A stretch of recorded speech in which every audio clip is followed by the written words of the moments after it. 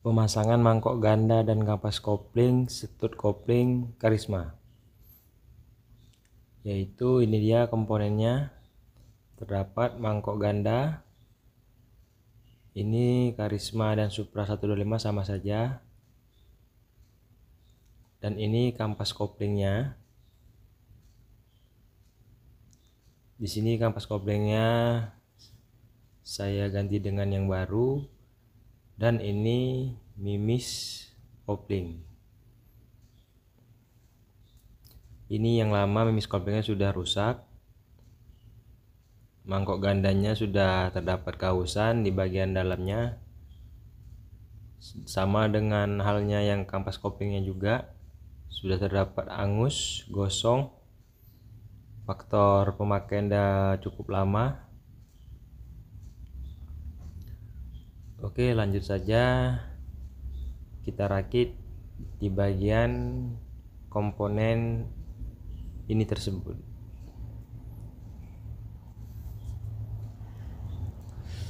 Langkah pertama, kita buka dulu kampas kopling yang baru ini.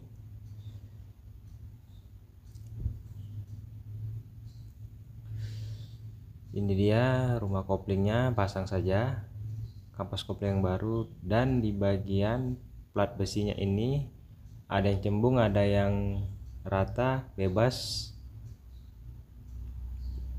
Pasang lagi yang baru, dan yang kedua pasang lagi platnya.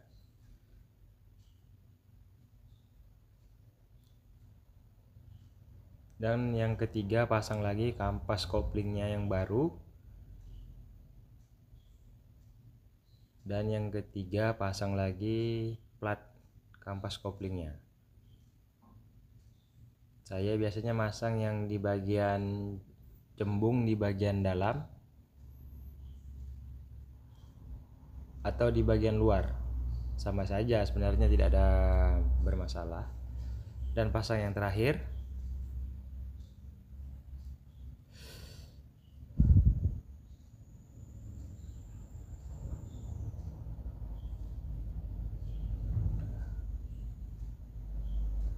Sudah tersusun.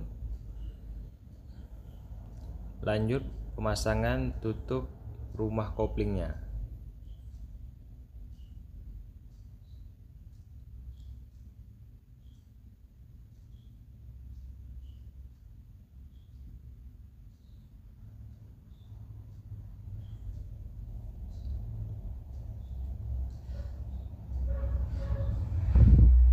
Dan jangan lupa teman-teman, di sini terdapat ring,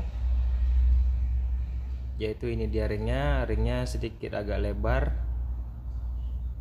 dan terlalu tebal tidak, dan tipis pun juga tidak.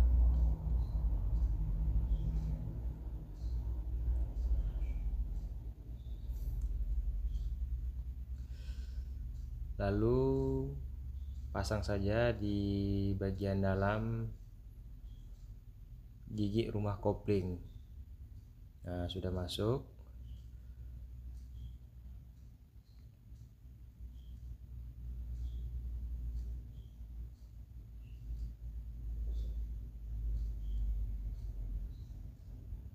Di sini ringnya jangan sampai tergeser ketika pemasangan. Harus benar-benar berada di tengah. Dan untuk pemasangan per koplingnya di sini saja.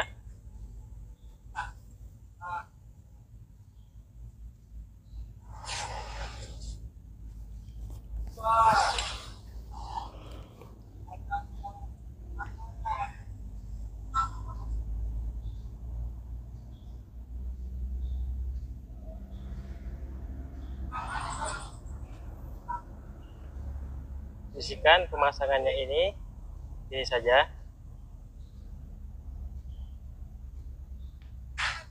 Lalu pasang bagian baut 10-nya ini.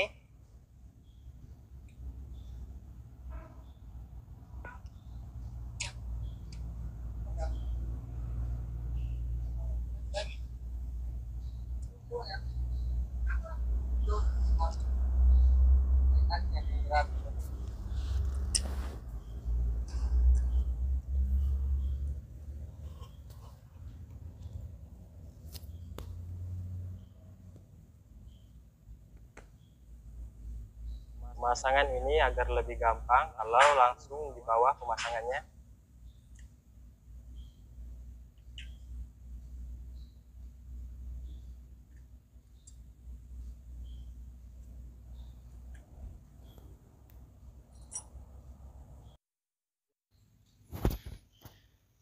Di sini terdapat bos, ada yang besar dan ada yang kecil.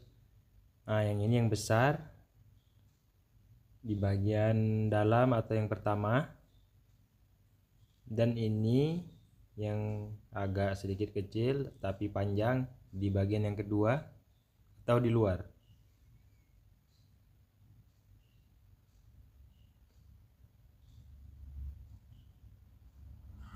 Nah, cara pemasangan mangkok gandanya, masukkan saja ini setengah atau di ujung saja, lalu masukkan rumah koplingnya.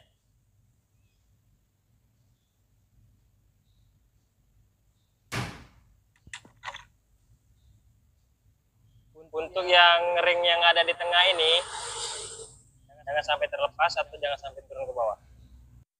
Apabila sedikit sulit untuk memasukkannya, teman-teman boleh mengendorkannya ini. Karena di sini kalau langsung ini kadang dikunci terlalu kencang, kadang sulit juga untuk dimasukkan atau slip di bagian ringnya. Jadi ini boleh saja ini dikendorkan untuk lebih mempermudah memasukkannya. Lalu masukkan saja. Nah, kencangkan teman-teman baut 10-nya ini. Untuk mengunci baut 10 ini atau mengencangkan bautnya, teman-teman langsung saja kuncinya itu dilandaskan ke mangkok gandanya. Seperti ini teman-teman. Nah, ini dia, saya putar ke kanan. Nah, ini ditekan sambil ditahan. Jadi mangkok gandanya ini sebagai penahan untuk mengencangkan baut 10 yang ada di rumah koplingnya ini.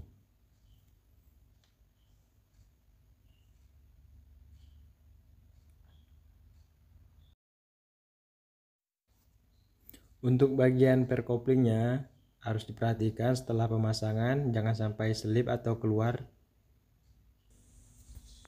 Pasang kembali kampas gandanya.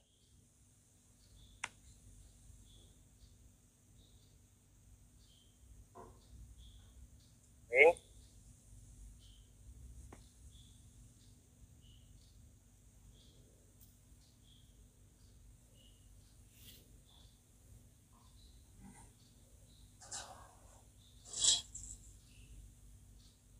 Untuk ring yang ini, pasang yang di sebelah.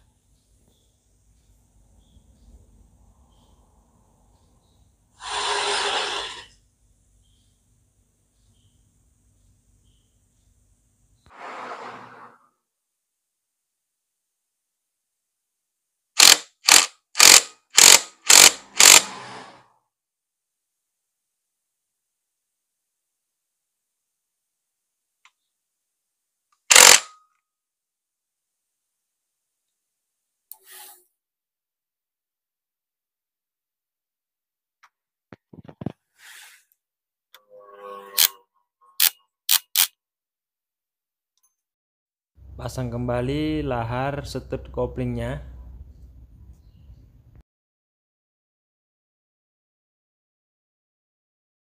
Pemasangan tekanan koplingnya, di sini ada titik, dan di sini ada garis, harus lurus, harus jumpa dengan titik ini.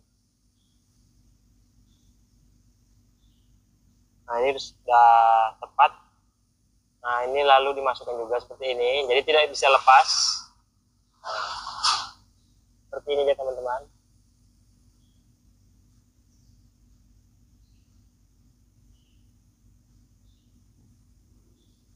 Posisikan ini masuk kemari, lahar koplingnya. Atau kalau ini tergeser atau terlepas, dikasih saja di sini grease. Saya ambil dahulu. Nah, di sini saya lumasin grease agar tidak tergeser ketika pemasangan bak koplingnya. Pinggiran ini ya teman-teman. Nah,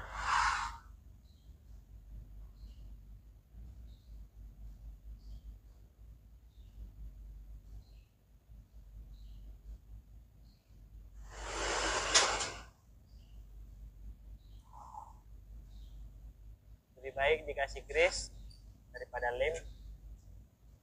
Dan jangan lupa pasang tutup mangkok gandanya ini dan packingnya juga.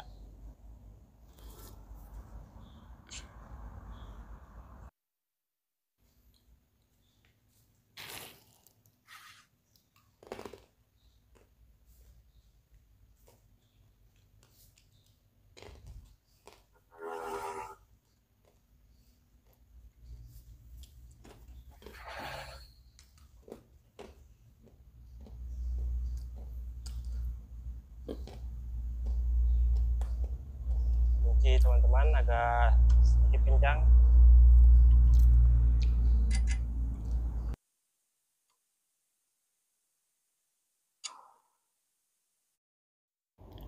Untuk plat tuas koplingnya ini atau penahan oporan gigi ini harus benar-benar sejajar. Titik ini dengan yang di bawah harus sama ketemu, lurus. Jadi ketika memasukkan gigi tidak tertahan oleh mangkok gandanya. Pemasangan packing.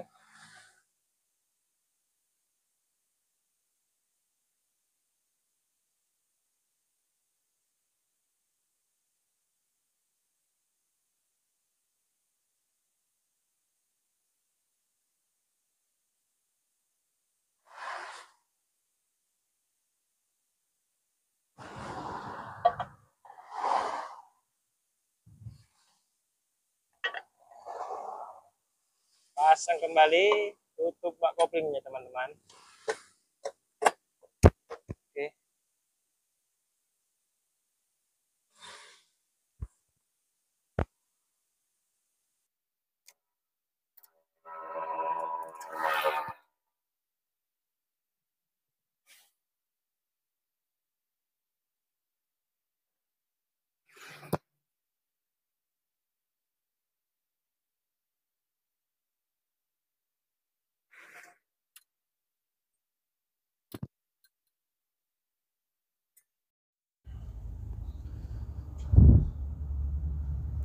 Nah, cara penyetelan tekanan koplingnya, jarak jauh atau dekatnya di sini. Biasanya kalau untuk penyetelan ini, kalau pergantian kampas kopling atau pembongkaran bak kopling, apabila ini kadang dikendorkan atau dilepaskan baut ini untuk mengeluarkan bak koplingnya, pasti di sini ada perubahan. Untuk setelannya itu pasti ada perubahan. Nah, kayak gini contohnya, saya beri contoh. Nah, di sini tuasnya terlalu ringan. Ini akan saya masukkan. Nah, saya setel aja kembali untuk tuas koplingnya ini agar ketika dimasukkan gigi, mesin tidak langsung lompat. Nah, di sini saya setel, saya kencangkan saja. Untuk mengencangkan baut setelannya putar ke arah kiri saja.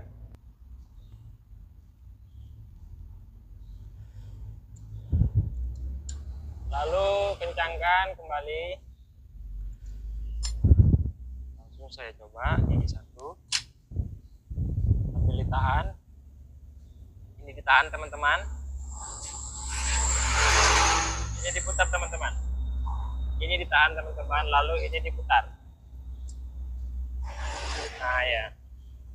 Nah begini teman-teman, kalau begini diputar, keadaan ini ditahan, berarti keadaan koplingnya sudah normal.